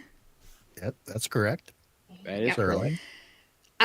The Tombstone Thunderbird photo. I don't know if everybody at home. Oh yeah. Oh, with the giant The big- bird. Yeah. Yeah, the old timey picture The of him holding up pterodactyl. the- Yeah. Yeah. Yeah. So, but the Mandela behind that is like everybody knows that was, of course, a fake photo that didn't actually exist. But the photo existed. At one point, it was presented in a magazine, in a manipulated photo to make it look like this, had actually happened. But that original photo has never been found. Like the one that you have in your head doesn't exist. They have ones that people have duplicated today to make it kind of look like it, but it's not the same. And no one can find that original photo that we all remember from that magazine article back in like the 80s. Yeah, they had them on I think it was. postcards. Yeah. They did. And yeah. no one can find that original photo. It doesn't exist anymore. Huh. Yeah. It's odd. Especially Yeah. when we all just sat here and described it. I know. Yeah. It's because there's a few of them that are out there. Yes. I don't even know. Like I just posted one if Pam wants to pull it. I don't know if it's Oh, the cool. one or not. That's the but, one I'm thinking of. Yeah. Where it's Yeah. Yeah, so that's one of the ones that somebody's made up to try to make it look as close as possible to that original one, but it's not. I mean, I remember what that original one looked like. It had a barn in the background, of course, but it had bigger windows, and the pterodactyl was much bigger, and it had a huge line of men underneath one? of it. And they had it pinned to the barn. oh, geez, it's a video. I didn't know it was going to be a video. Hang on a second. Ooh, a video. That- Fancy. I didn't know we were going to do that. No. Nope.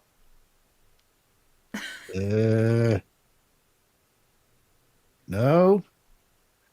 Apparently, this is a whole forgotten history video about it, which Wow. doesn't show the actual Yeah. one. And that's like a bird too. This thing was a pterodactyl. That is it something Anywho, like that. nope, that wasn't it. That's a That's bird, not it either. not a pterodactyl. That's a condor, isn't it? Yep, something like that. Maybe that's what this entire video is about. Is it this one? Nope. No. You can look, but you won't find it because I actually hunted for it when we did this series. Because I always want to verify with myself. one? Is it a Mandela for me? And this one's a Mandela for me. One I've of never these. found it. Nope. That's not it. What about that one? Oh, that's the Nope. one we already saw. Well, Yep. what about that? It's in color. That must be it. That's it. Oh no. Is it this guy? Maybe he's the It guy. is. That's Lauren He's Colvin, Is the- it isn't an it? airplane? Yeah. Maybe it's an airplane. Maybe. It's the desert. Excuse me. Oh, I Lord. don't know. I thought because there's like this one, I think, but it dumps me out to the YouTube, which is not the correct yeah. one. Yeah. But Yeah. it's something no like one's ever. this. No, that's not it. Still not it. She's No. like, no. No, I just I think it's an interesting Mandela for me because I also remember that original photo out of that magazine that came out in the 80s. It was super famous for a while because it claimed to be a real photo, and a lot of people thought it was a real photo for a while. And then sometime in the mid 90s, the guy who kind of faked it came out with it, was like, yeah, I faked this photo. We were all like, oh, boo. And people remembered that photo, but now when you go back to find that original photo, it's not, it's gone. It's not there anymore. But everybody since then has tried to like reproduce it in their own way. They like tried to get it as close to how they remembered it, but you know, none of it's right. None of it is that original. We certainly photo. did go through a lot of them. Yes. A few seconds ago. Yeah. Those are all the It's funny. popular ones. That's funny. Yeah. All right, so moving on. The next one was another Mandela that people have is the A-Team van, the van from the show A-Team. Uh-huh. Yeah. Is now to them two-toned instead of all black, like they thought it was. Oh no, it had Black a with a red red stripe. stripe that went along the inside. Yeah, I was of it trying to remember what after it the- looked like. Now, I will say this before we move through all of these. Everybody, I mean, if you haven't heard us do a Mandela show, and we've done quite a few of them, if it isn't a Mandela for you, it doesn't mean it's not a Mandela for somebody else. Our theory is that this is coming from a multiple timeline kind of situation where you've moved timelines perhaps, and in this new timeline, it's slightly different from your old one. And people have moved from multiple lines into other ones. So maybe one Mandela may be not a Mandela for you, but maybe for somebody else, and vice versa. So don't get judgy. Don't get judgy. Don't be judgy. There's the A-Team van. Yeah, for some people, it was completely flat black. Not. So, yeah. For No, some had people, the it red was. stripe. That was the deal. I can't say either way because I didn't watch the A-Team. So, You poor I have child. no idea. Yeah, well, You weren't born I, yet, I were watched you? some the other day, well, a year or two ago, and they were terribly corny. Oh I yeah, remember That's the loving it beauty as a of kid. them. millions of rounds of ammunition shot off, and nobody ever got hurt. It made gunfire look a lot safer than it really is. Yeah, it really did. All They're like right, so the stormtroopers. next one is The Last Supper by Da Vinci, the famous painting. No cup or chalice and no loaf of bread on the table. This one actually has since changed again. Our last Mandela show that we did last year, it now has the chalice back in it again, but it's not on the table now. Now it's on the wall to the left. Yes, it's on the wall now. I don't know if Pam can find a picture The of chalice it. is on the wall Yeah. to the left. Okay, let me pull Yeah. up. I just found a random picture. Let's pull it up and see. Well, make sure it's Da on there. Vinci's and Oh, not hang on. somebody's copy. There is a lot of people who have It says it's Da Vinci, so we'll see. Okay. done their own version.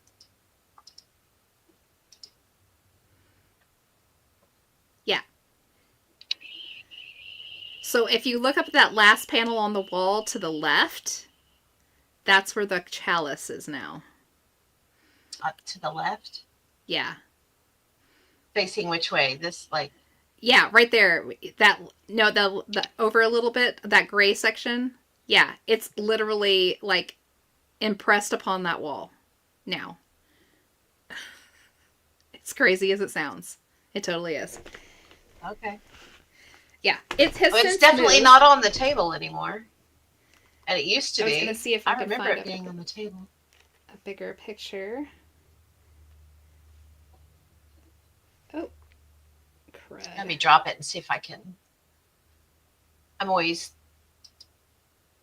Oh, no, it did make it bigger. Okay, here, let me pull it back up. I'm always kind of scared to click things while we're live, just in case. Yeah, that's true. You don't know what you're going to end up with. Nope. Okay.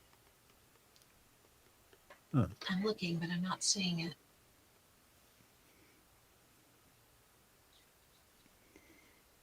And it's gone.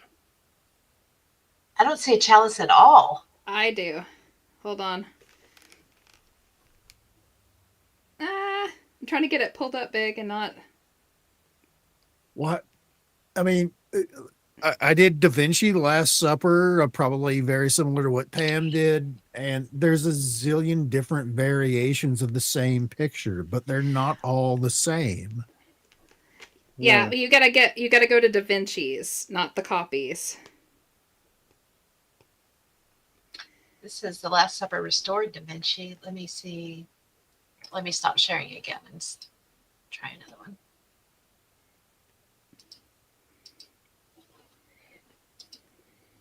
Have you seen Ian's? It's a mess. poster?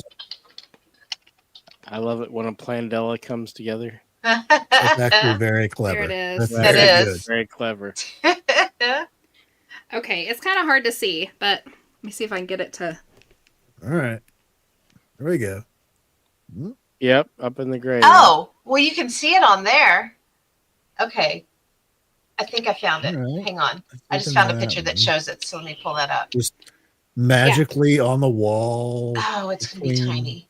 Yeah, but I mean, if you think in your head about what the painting looks like, Okay, here, I can get it up on this one. what was in front of Christ on the table, right? It was the chalice that was It in was the front of you. chalice and loaves of bread, right? On plates and platters. Yeah, see, there it is right there. But all of that's gone now. In fact, there's nothing on the platters. All the food is off the platters and sitting on the table now. Oh, it is, isn't it? How odd. Yep. Yep. And that has since changed. So if you go back and watch one of our Mandela shows from like back on the Fringe a few years ago, we talked about the fact that the chalice had changed places.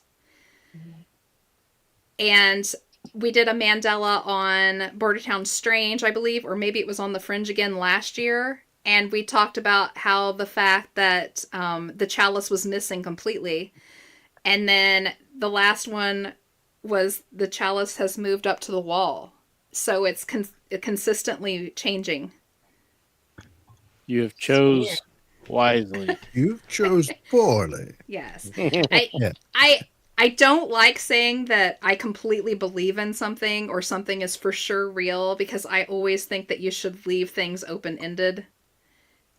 We don't understand everything, and we will probably never understand everything, but I very much believe that there's something going on with the Mandela effect. There is something causing it, and it's absolutely happening to some things. Some things are changing for some reason. I don't know what it is, but... Is it an actual Mandela effect where people remember certain things, or is someone intentionally giving us a false history? They're like, no. There is no chalice in the original Da Vinci Convention or whatever it is. Or is someone trying to see how far they can get with messing with our memory?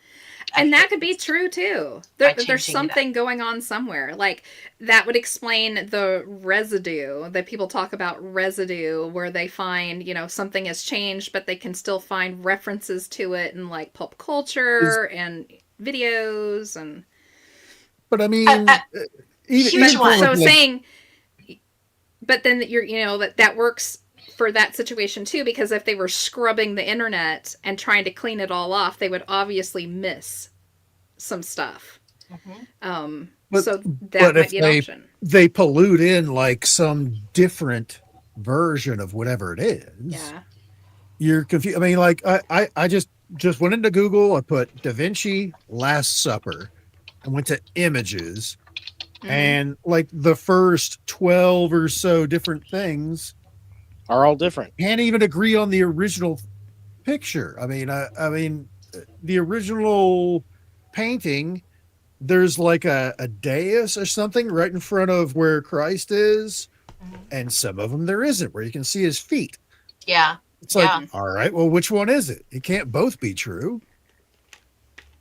I have a good example, and Ginger and I were actually just talking about this yesterday, I believe. Smokey the Bear. You know how they're saying now it's just Smokey Bear, but it's always been Smokey the Bear, right? Right. So I actually ran across a song by Gene Autry. I want to say it's from the 30s, maybe. Let me show you the screen here, because I'm not going to play the song, but I pulled the lyrics up. Looky there, Smokey the Bear. With a ranger's hat and a shovel and a pair of dungarees, you will find him in the forest, always smiling at the breeze, or sniffing at the breeze, sorry. People stop and pay attention when he tells them to beware, because everybody knows that he's the fire-preventing bear. Smokey the Bear. Smokey the Bear. Prowling and a growling and a sniffing at the air. Yeah, he can fire. Yeah, Smokey the Bear. Even though they insist now that it's always been Smokey Bear. No. Yeah. It's never been Smokey. No. Just, on more recent stuff where they've tried to pass it off as Smokey Bear. Which, why? Why would they do that? Right. I also Who are what they, do you gain by just distorting the silliest of things? Mhm. The Berenstein versus Berenstain bears. Yeah. That kind of stuff. I mean, if it was Berenstain, I certainly would have made Huge a poop jokes. joke out of it as a Right? kid. That is like, hey, Berenstain, all right, which is from 50 years ago. I would have certainly made that joke. And those things never existed because it was never Berenstain. It was Berenstein. Mm-hmm. Yep. I All right. agree. I don't get it. Moving on. We have more. There's more on here. Okay. Romeo and Juliet. There was never a balcony scene. Do what? There was never a balcony That's a scene. in pivotal Romeo and moment Juliet. of the whole It is. thing. The words are there, but it was never on a balcony. It never happened. Yep. Light through yonder window breaks. It is. Yes. The words are there. The Yeah. words are in it, but it was not written in a balcony scene. It was never performed that way until later on, supposedly. That's insane. It was never written to be a balcony scene. She was not in a balcony, and he wasn't down below while she professed her love for him. It never happened. Yeah. Huh. So, greatest residue of them all, that's how it's performed now. Yep. That's crazy. In Michelangelo's famous painting, The Creation of Adam, everybody knows that famous picture with the finger, right? Yeah. God's hand is now lower than Adam's instead of above. Which his hand has always been above because God Yes. is above. Yeah, and now it's below Adam's. That makes no sense. Oh my lord.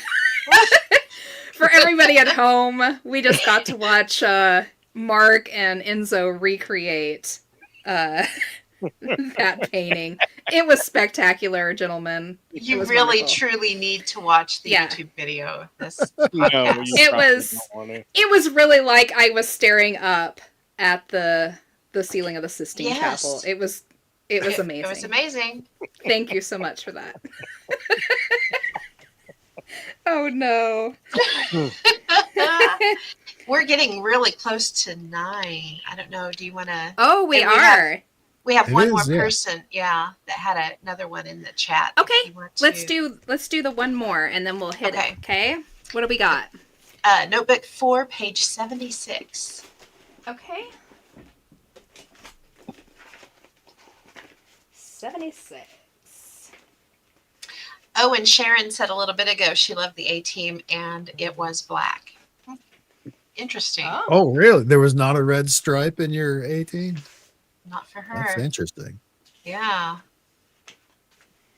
So this is on some of the Crybaby bridges. Oh, Ooh. I'm just gonna pick one because there's like 4 of them listed on here, and we're running out of time. So, the first one on here is the Crybaby Bridge in Alderson, Oklahoma.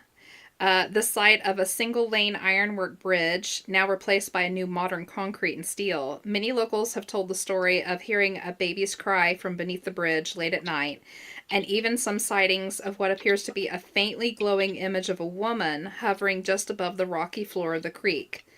Another story is in the late 40s, a backwoods man raped his daughter several times, and instead of keeping the babies, she threw them over the bridge into the North Boggy Creek. Legend has it that if you go to this bridge and stand at the edge, you can hear the babies crying. So, there you go. Lots of fantastic crybaby bridges. Every town that's a has good one. one. Wow. If you don't have one in your town yet, make sure to get one. Right? Right? We're dying laughing while you were reading that because, we were talking about Mark and Enzo recreating the Sistine. Uh-huh. Or the, Yeah. yeah. And Oh Ian put no! Timu Timu. Sistine. Yeah. I thought it was lovely, gentlemen. That's so funny. Oh my goodness. Oh my goodness. All right. Are we good for the evening? We are. Every evening. Yay! We've devolved at this point. So, We've devolved. Okay. All right. Well, before everybody hops off, thank you, Mark and Enzo, for hanging out with us tonight and Absolutely. bringing art to our community. Let me Right? tell you, that was gorgeous. It was beautiful. I almost Yeah. cried. Yeah. Yeah. Got a tear Thank in my you to. eye. Hold my finger, Mark. Oh no. We better get out of here. Thank you to everybody who hung out in the chats and played games with us. Make sure to like and share and subscribe, all that stuff if you haven't done that yet. Join us back here in 2 weeks on March 12th, and we will certainly have Jason Roberts on and get that show up that we promised you for today. And out to him, hopefully, please get over the flu quickly. Yes. Hope you don't get too sick. That stuff's get pretty feeling better, nasty. man. Yeah, it's terrible. All right. And I would say check out the research books for this week, but I don't think we have a lot of books to be We don't. looking through. But yeah, it was super fun. Thanks for hanging out again, and keep it weird, keep it strange, and remember, it's all connected. Good night. Good night, everybody. Good night.